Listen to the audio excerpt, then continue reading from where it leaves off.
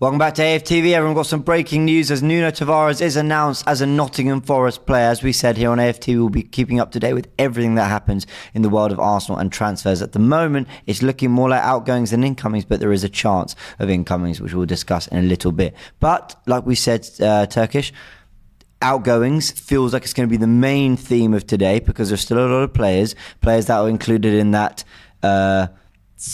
away from the first team group in training that still have futures to be sorted, and one is now with Nuno Tavares. I mean, it's expected. Yep. And I think it's not the worst deal we've got. It's definitely not the best deal I think we could have got. But it's quite frustrating that we've left it all to the last couple of days with all of these players, when the reality is we've known that, let's say, Tavares is surplus to requirements a long time ago. I'm surprised that Nuno Tavares... I agree. I actually think this is a decent deal. Let's go through what Fabrizio Romano said. £1 million loan fee, okay, and whatever. £12 million buy option and £3 million add-ons. So we could recoup a total of £16 million on a £7 million signing if everything goes the way we hope it does. It could become mandatory, according to Romano, under certain conditions. So if Arsenal do recoup £16 million from Nottingham Forest for Nuno Tavares, I'm actually quite happy with that bit of business. There's a lot of things that have to go a certain way, but that's kind of not terrible. I think the thing for me is, I don't think Tavares... people might laugh at me saying this, honestly, and they're going to go, oh, where are your standards and all that, but I don't think Tavares ever looked a terrible player for us. I think he looked very raw, but had real power, real pace, had a decent amount of skill, had a real swing of the right foot, definitely better with his left foot. Okay, defensively he wasn't the best, but as an out-and-out wing-back, did well in Marseille for a time. I think it might have fallen off a little bit. So I'm sort of surprised he's been one of the more difficult ones to move on. Okay, we have, and now it looks like it's kind of all gone all right, but I thought this would be conclude a bit earlier. Yeah, I mean, you're bang on. I don't think he's the worst player in the world. I think he's just not a modern day system player. Yeah. And there's only a handful of modern day system clubs. I think you put him in a team that's more traditional in their approach. You'll get better output from him, but we know what Mikel wants, and Mikel wants everything precise and everyone to be on job, and Tavares wasn't precise and on job in his first season in terms of the modern day systems. He was a wild card. Yeah, he was. And look, Pep, the originator of the modern day system based football, he doesn't have wild cards. He's never had wild cards. He's had quality, great players, legends that all adhered to the system he wanted them to play. Wild cards were never his thing, and in turn, modern day managers that off the back of Pep, you don't see many wild cards in their side. It's similarly to how 10s have changed over the years. 10s used to be essentially a wild card. You can pretty much do what you want on the pitch. That's a great point. All gone now. So Tavares is just, I guess, a victim of the club we've become in recent years with Mikel Arteta. But it is what it is. I'm quite, I started with saying it's decent, but I am quite frustrated because I do feel like we could have got 15 M's for him if we were more proactive with the sale earlier on in the window, and that was potentially straight up, in my opinion. Let's not dance around the subject that I think we have for most of the summer, because we always want to do the let's see. But Arsenal have been pretty appalling at selling, haven't they? And for a few years now. And we thought this was the summer where we really had some assets. Whether it be Kieran Tierney, thought surely someone would be willing to spend 25 million on Kieran Tierney. Rob Holding, he's been doing it in the Premier League. Okay, not at the level we want, but he's been playing in the Premier League every now and again, and he's shown that when we go to a 5-3-1 or whatever, he can get his head on the ball. He can put 5 fingers up. Exactly.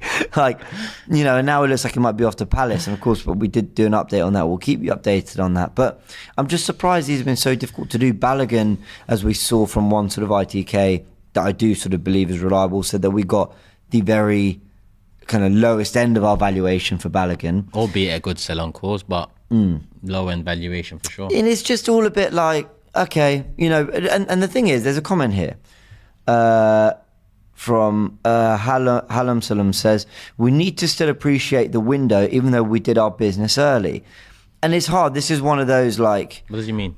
Well, I think what he means is we've still had a good transfer window, I think he's saying, even though it sort of ended frustratingly. But this feels like having like a really good starter, a really good main, and then dessert was crap. Like it's not that you ignore that the rest was great, but it's just like ultimately that's the finishing touch, and Arsenal needed to end this window strong by getting players out the door, responding to the Timber injury, and everything from incomings to outgoings has all just been quite shoddy in the last month. Yeah, I mean, I don't know why that comment says we should appreciate the window, because early on we done good business for sure, but it was early on, and following the first 3 arrivals in Havertz, Rice and Timber, I said, listen, the club has to sell now to buy 1 or 2 more. I still think we are 1 or 2 more short, in my opinion. Probably 3, 4 in reality, but when you look at, well, even City now in the last couple of weeks, they really ramped it up in terms of player sales and bringing in quality, and Nunes getting over the line. So I don't know. Well, who did we sign last summer? Jesus, Zinchenko, and Fabio Vieira. Vieira. There's an argument that we had a better summer last summer without the league title challenge, without Champions League football. That, to me, we did have a better summer last summer. Yeah, I think it's like last summer we made 3 signings that, okay, remember, it's weird because you've got to substitute Vieira for Saliba, right? Even though Saliba was signed 3 years prior. You know, Saliba coming into the team. So Saliba, Zinchenko, Jesus coming into the team transformed us more than the players coming in now that we have seen have. You know, David Raya might. Yuri Timber, so unfortunate with that injury. And Declan Rice would. Like, I almost think they're on par. Like, they could. We just haven't seen it yet. But what we have seen is Timber get injured, Raya not start, and Havertz really not hit the ground running at all for 65 million. And so it kind of taints it a little bit. And I would understand more if we played the waiting game with Balogun, we played the waiting game with Tavares and Holding and whoever else, Pepe and so on, and got good value at the end, because we're forcing potential interested parties to act and panic towards the end. Instead, it's us doing it, in my opinion, because Balogun really, you know, we should have. You look at Cole Palmer going, 45 mil. He's played 3 games, you know, 3 starts at the top level. That's crazy. Whereas with Balogun, who, okay, the French league is, you know, there's an argument it's not the top level. Cool, I understand that, but surely the figures should be marrying up a bit closer. No, or do you think it's because with Cole Palmer, Pep Guardiola showed an intention to play him and have him part of the team, whereas with Balogun, it was very clear from 2 pre-season games in that Arteta wasn't fancying. That's a very good point. And I don't think we are very good at actually like making our players feel valued. People go, how did Chelsea get all this money from Mount and Havertz? Well, because you can kind of, if you're the buying club, you can make a load of excuses, can't you? Or Chelsea have been a mess, they've had a load of different managers. And when you come to the table and you go, yeah, we're willing to spend 30 million on Havertz, they might go, hold on, Poch wants him. Yeah, and he made 45 appearances last season. Yeah. So it's going to cost you some money if you want one of our key players. They'll go, key players, but actually, when you then look at it, that's prospectively kind of how it comes across. So even Chelsea, I mean, you know, towards the end of last season, I don't think Havertz was for sale. They definitely wanted to retain Mount and give him a new contract. Got Conor Gallagher's linked with Tottenham on the last day. So even Chelsea fans towards the end of last season, they might have wanted Havertz and Mount and these players to leave, but Chelsea didn't make it, you know, obvious to the world that these are the players. Whereas we, pre-season, we need a goal. Balogun doesn't come on. Then Balogun's not even training with the team. We knew then the decision. Tavares, we knew before the pre-season even started the decision. So I'm not too. I just don't know what it is with us and selling players, because, in all honesty, I think if we sold better earlier, we'd be in a position to bring 1 or 2 players in. And I don't mean deadline day. I mean, you know, last few weeks. But it's just been a bit stale towards the end. And with Timber out injured now, unfortunate, yes, but essentially our summer business for this season now has become Rice and Havertz. Yeah. People can add Timber, but the reality is Timber's now a signing for next season. Yeah. So it's Rice and Havertz. I know, and that is unfortunate. I mean, this is a comment from Matt. It says, reading these comments saying it was a poor window. Guys, can we stop being so reactionary? It was just good, he says. It wasn't great, but we still signed an elite player in Rice and added depth. I'm so with you there, Turkish. For me, it's, if it was just Raya, Timber, Rice, Havertz, I'd say great window. I'd be delighted with that. Yeah. I really would be. Forget I mean, without any significant outgoings. Let's say we lost like Partey, for example. That would have ruined it for me. But adding those 4 and no other real significant outgoings, bar Xhaka and Balogun, I think great window. I'm happy with that. But you're right. Raya, okay, we don't know if he's going to be a first choice. Havertz, plenty of question marks. Timber out for the season. I felt that Arsenal needed to respond. And I said I wasn't going to tear apart Arteta and Edu if they didn't get that replacement in for Timber, because I kind of feel sorry for them. They did the £40 million transfer and then he goes and gets an ACL injury. That's really unfortunate. So they did prep. They did look ahead. They did do what they need to do. But then you've got to look at the timeline. Injury to Timber, then Tierney goes, then Rob Holding looks like he's going to go. Then Tavares goes. And people might think I'm crazy, but I honestly believe in having bodies there sometimes. I'm not sure with how short we are in defence. We should even let Cedric and Holding go. Honestly, I know people might think I'm crazy. Yes, they are not good enough for the level we want to be at. But when we're playing at home to Lens, I think Holding can probably start that game. Probably.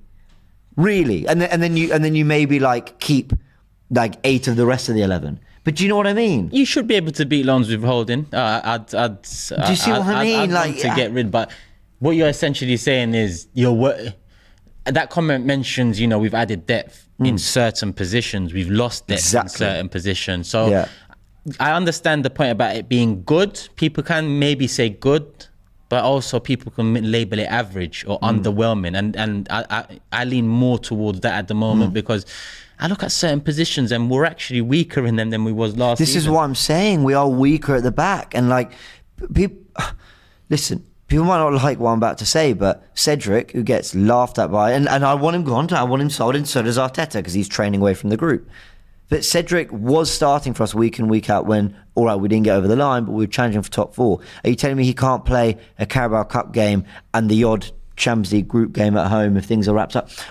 Tomiyasu and Zinchenko are so injury prone. I'm not talking they had one long-term injury. I mean, they have had several niggly injuries, a week here, 3 weeks there, 2 months there, groin pull here, calf pull there, knee injury. They are so injury prone. So in terms of reliable defenders, White, Saliba, Gabriel, Kivior. That's it.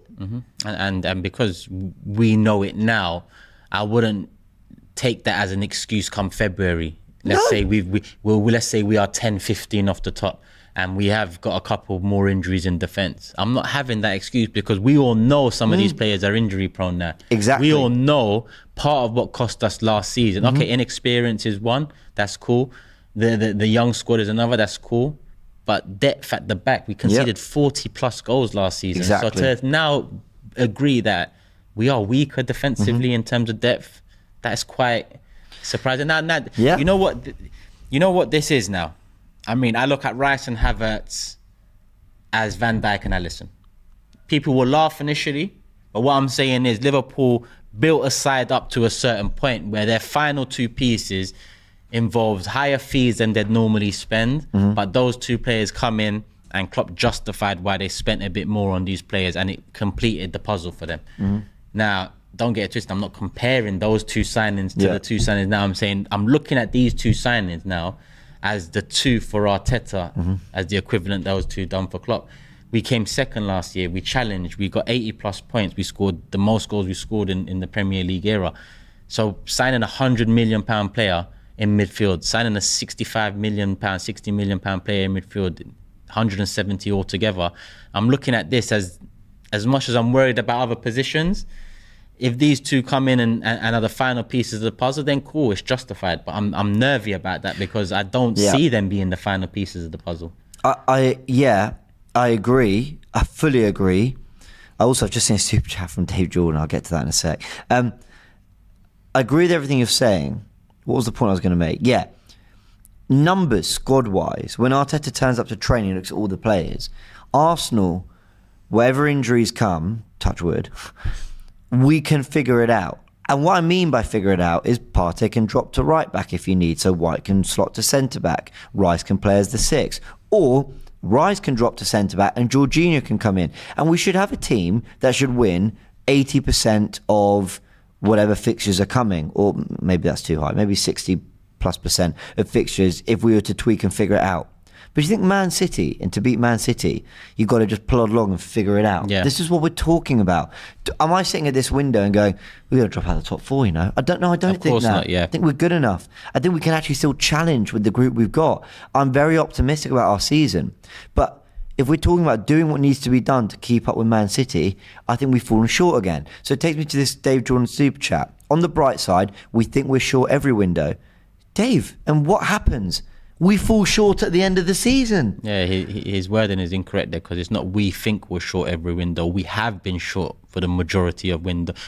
Potentially every window. People could argue we were short, last season because we didn't win the league. So yeah. And I will say, the one time I thought we actually did what we needed in terms of addressing every position was the Pepe David Luiz Ceballos window, and look how that went. So you know, so it doesn't always marry up. But remember January 2021 or January 2022, I think we lost to Aubameyang. We're short. We need goals. We're not going to have enough to get over the line in the Champions League. It proved that way. Last season, we're short. We need cover and defence, or whatever people were saying at the time. We knew Rob Holding wasn't enough cover. And in fact, we actually signed Kivior fun enough that January. I actually thought January went okay. My point is, more often than not, when we don't think we have the depth to truly get over the line, it actually proves that way. So I don't really appreciate super chats. Here we go. David Norman says, last 2 seasons we overperformed expectations. Yes, expectations at the start of the season, and then 7 months of football are played, and then you've got another opportunity to actually go and address it properly. And we're like, what happened at the end of the last summer? We didn't get cover for Thomas Partey. So what happens? We go to Old Trafford and we play with Lokonga in the 6 when he's not 6. We knew about the El Neni injury. And how do we know that we actually knew this was a problem? We made 3 bids for Douglas Luiz on deadline day. So they know this. We looked at Pedro Neto. What happens? Saka gets played way too many minutes, and by the end, his form tails off just as we need him at the end of the season. Like, none of this is rocket science. Dave, I get what you're trying to say, but actually, I think you're proving our point. I think all the fears that Arsenal fans have been proven. That's why we're more fearful than ever now, because this was such a pivotal window for us. It was the window where Champions League football returned. It was the window where Arsenal Football Club spent 100 million plus. Yeah.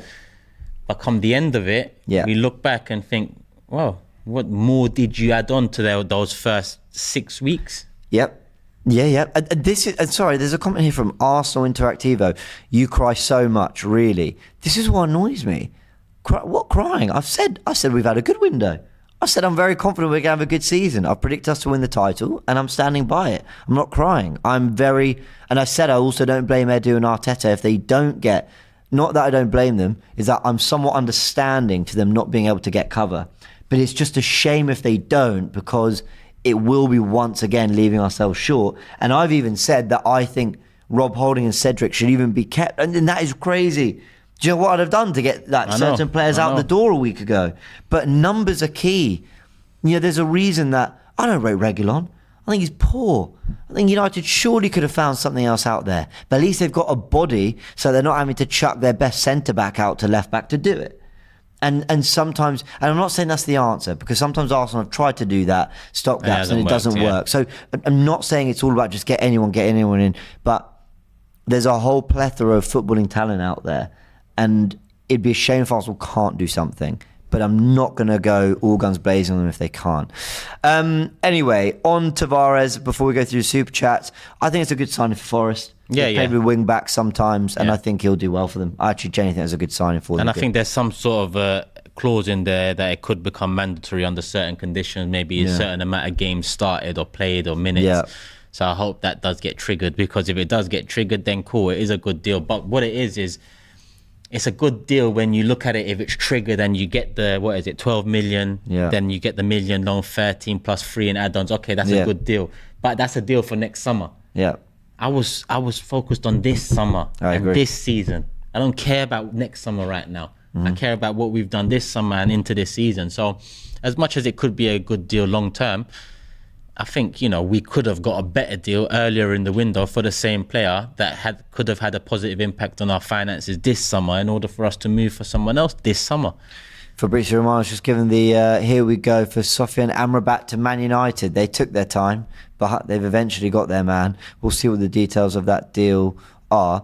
Liverpool rejected a £150 million bid from Mo Salah from Al Ittihad. Apparently they might be back with 175 million. Wow. So yeah, look, they've got their player in, Man United, and I just think Arsenal need to get something over the line, but let's see. Bilal says, talking about Tavares, he was as awful as it gets, literally Clichy 2.0. That's harsh on Clichy. You did not watch. Very, very you did harsh not on watch Clichy. Gael Clichy. Why do you think Man City bought Clichy and went on to win leagues with him? You cannot put Tavares and Clichy together, man. Have some respect. I loved Clichy.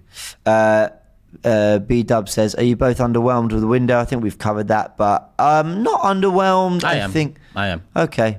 I'm not underwhelmed. I just think we're one short of a really good window. I think or Timber staying fit. I know. Yeah, I with think Timber, it's a couple for me. Timber was the one, but the difference is, I think you see the forward line as a lot more of an issue. Whereas I think we'll be fine in that regard. But I hear what you're saying. Cliff says, lads, it's going to be the same old Jackanory. What does that mean? Well, I don't know for sure, but I think it means like the same old bullshit, if I'm not mistaken. Well, he says we will have the squad. That. I think that is. We will have the squad, but the gaffer will once again mismanage us and bottle it with no accountability. Yeah. Oh, Cliff's not happy. A couple more. Cliff says, you're optimistic based on what, James? What have you seen? But I think, Cliff, at that moment I was going to ask James, because when James said optimistic, I remember start of the season with Timber still fit, you predicted and said we're going to win the league. Has that changed now with the Timber injury and now deadline day, no one else coming in? It has, but I'm not going to... Let me put it this way. You're optimistic now that we're going to challenge, but before you was more optimistic would go on and win it. I thought we'd win it. With the Timber injury, I'm not going. I don't think I want to let that one injury completely change.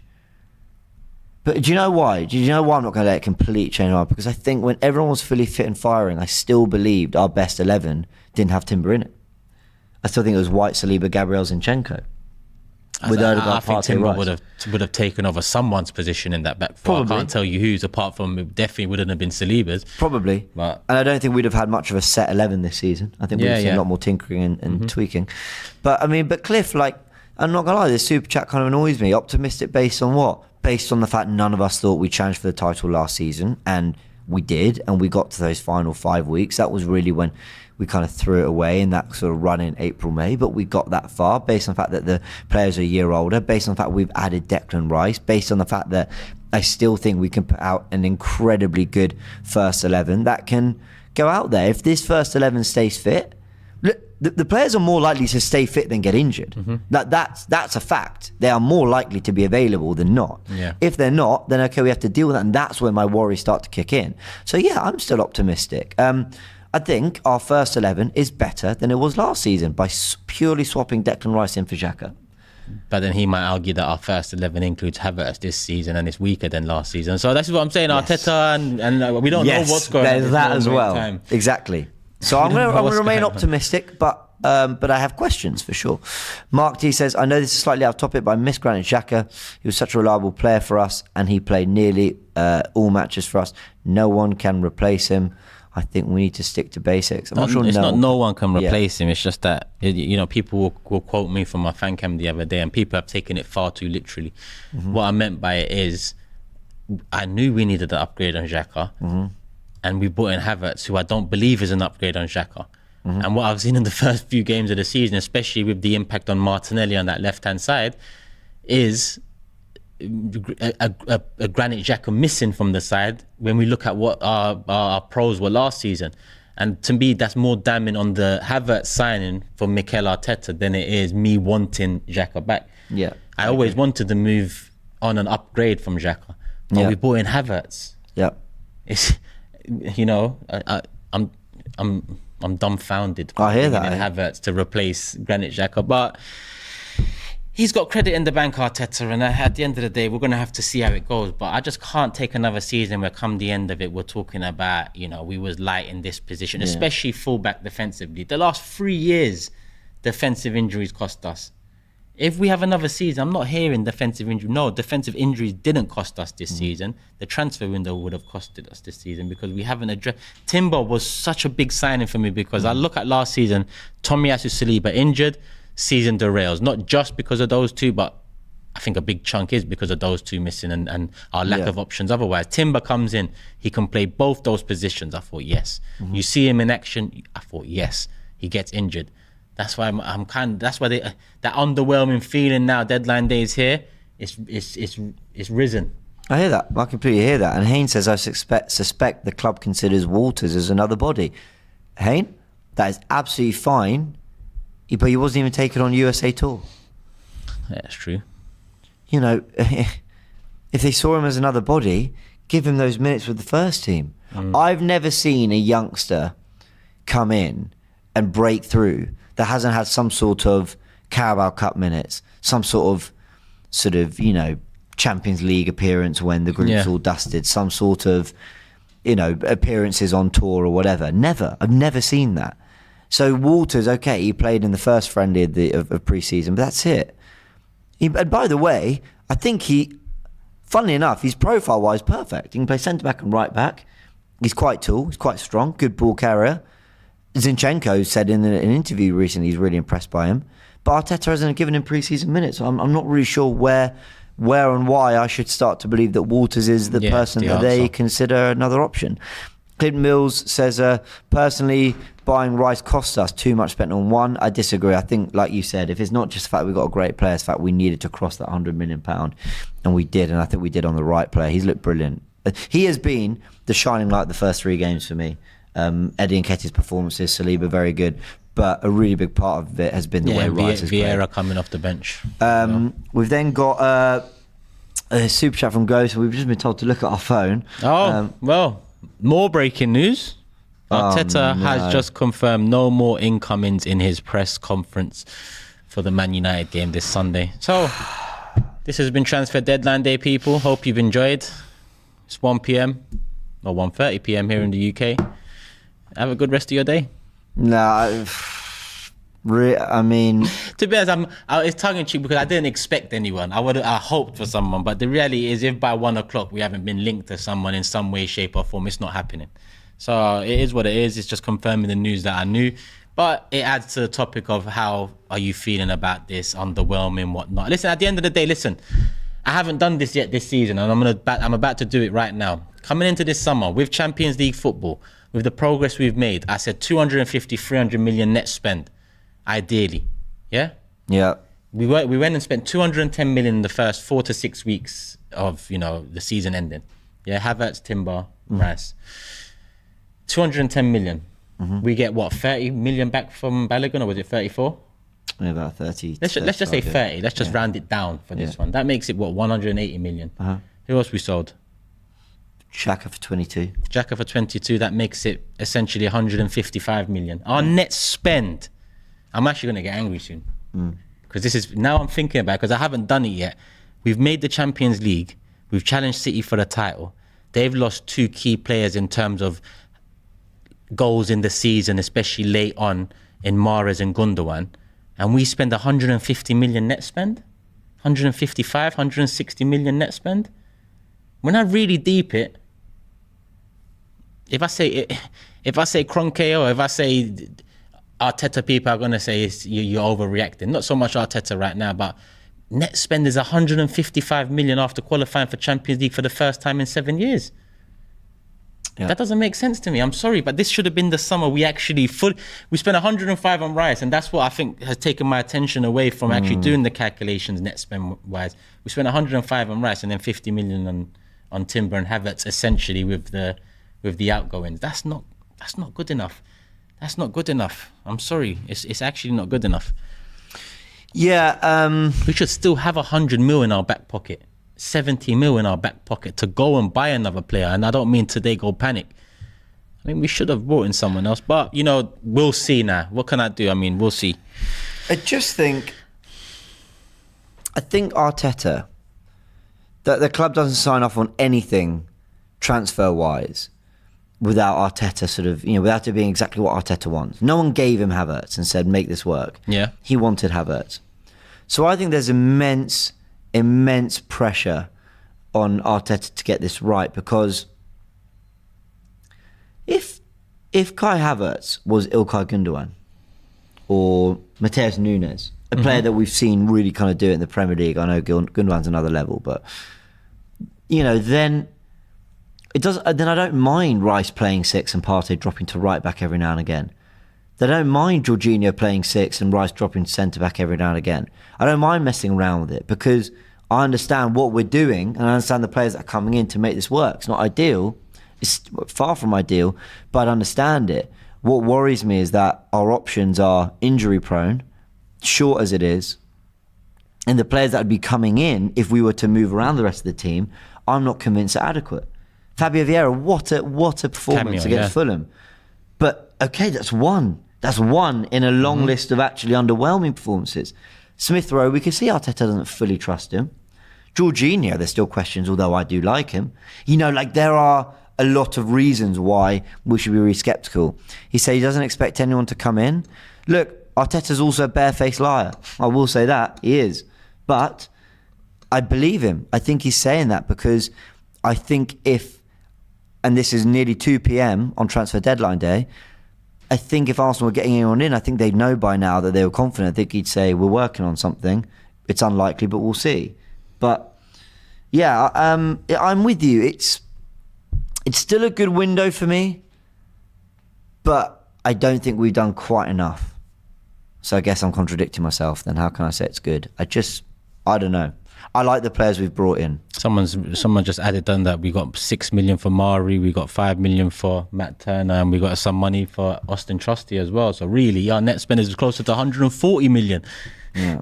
But that deep, we actually got tricked by that Rice signing. But Dave Jordan sent in a super chat. You don't really know how the transfer window can be judged until the end. And trust me, I've learnt this over the years. That summer you mentioned, Tierney, Martinelli, Pepe, and a few other players. I thought that summer was a key summer because we addressed all positions and then we finished 8th. So really, what the fuck do I know? It wasn't a good summer at all. Yeah. And then the summer we bought Ben White, Ramsdale, I was like, why are we buying England's 3rd choice keeper and 5th choice centre back? Yeah. And we go on and improve a hell of a lot. So we can only judge transfer windows at the end of the season, yes, but that doesn't mean we can't raise our concerns and whatnot. And to be honest with you, forget judging the window. We've spent 140 million net after making the Champions League and challenging Manchester City. For me, money's not everything, but it means a hell of a lot in football, and we should have had money to bring in one more player. How do you rate Arsenal's transfer window? There is a poll with 300 votes. Get your votes in these final few minutes before we end the live stream. 46% have said average. I think I'm between average and good. 17% have said poor. 33% have said good. Only 4% have said excellent. No one thinks it's been an excellent window. Got a few more super chats. Let's go. Clint Mills says, we read that one. Ghost says, the way Arteta sets up will define our season. Yeah, I think the way Arteta uses this group will be important. Tony Bloom, I doubt it's the real Brighton owner, says, how have the board managed to weaken our squad depth? Good question. Thoughts on saving the 105 million on Rice and putting that money towards a striker like Victor Osimhen? Would we be better off? No. That 65 million on Havertz should have gone elsewhere, in my opinion. But let's not judge it too soon. He might come brilliant and I might look silly for saying that in the future. Haynes says, regarding Waters, I meant it in a disappointing way. Oh, okay, fair enough, Haynes. He says, can't see an incoming today. Our defence couldn't hold up last season and now we've lost 2 other bodies. Marcus says, way too quiet the last few weeks. Don't forget we're signing down. Now that Timber is injured, we're an injury away from last year's problems again. Marco, I think we're an injury away from worse than last year's problems. That's what's crazy. TBG says, KSC back again. Saw it coming. Can't say I'm surprised. Yes and no. Let's not forget, it's not long ago they talked about this self-sustaining stuff again. And let's not forget, it's their self-sustaining model that put us in the red. Yeah? Let's not forget that. We sold many players, self-sustaining model, and we ended up being a loss-making football club. And they recently mentioned it again. So as much as, listen, I've given the Kroenkes credit for backing Arteta and supporting Arteta along the way. But couple up that self-sustaining quote with our net spend this summer, this hasn't been the one. Colton Conway says, lost the lead because of depth. Are we deeper now? More games and more important games to play. That's another thing. More games. Yeah. More important games. Yeah. Do I think Arsenal are better than last season? Yes, I do, but not by much. I think we've got the players to be better this season, starting 11 wise, but we haven't made the starting 11 better because, like you said before, Rice coming in for Xhaka and that being the only change on last season would be an upgrade. But Rice coming in, moving Partey right back, and Havertz being the upgrade on Xhaka, in my opinion, makes us weaker. And how they're all going to play, 2-3 games a week. That's what we need to see as well. I mean, I think having a Champions League group that doesn't feel like life and death is probably the only positive, really, is that we should be able to get through that and navigate through to January. But let's see. Alberto Ray with the final super chat today says, we never go the extra step. We need to win the Premier League. Let's see what happens. I don't think we've done enough there, and it has, my prediction was we'd win the league. It's got me really doubting that now, but I'm going to stick with my guns because I believe the players can do it. And also you've got to think, I made that prediction before City had Doku confirmed and Nunes came in, and that's partly what's made our window look a bit more underwhelming than it was a few weeks ago, because a few weeks ago we could argue that City seem weaker all round. Now they seem covered. Yeah. And just like that, 2 weeks and a bit of flexing there from City just changes the landscape of things a little bit. Agreed. Well, let's see, everyone. It was breaking news on Tavares joining, but we've had a deeper discussion about everything as more news has come in. Just to confirm, Mikel Arteta has said that he doesn't expect anyone to come in between now and the end of the window, which is at 11 p.m, so that's in about 9 hours' time, if my maths is correct. And Nuno Tavares has been confirmed by Nottingham Forest. Crystal Palace are still looking at Rob Holding. I doubt Arsenal have a surprise up their sleeve, but yeah, it's looking like definitely not after what Arteta said. Everyone, big thanks for joining us. Anything that does happen, we will keep you updated here on the channel. Do hit the like button if you enjoyed this stream as well. Please do make sure to subscribe to AFTV if you haven't yet. And like I said, we'll keep you updated throughout the rest of the day. Many thanks.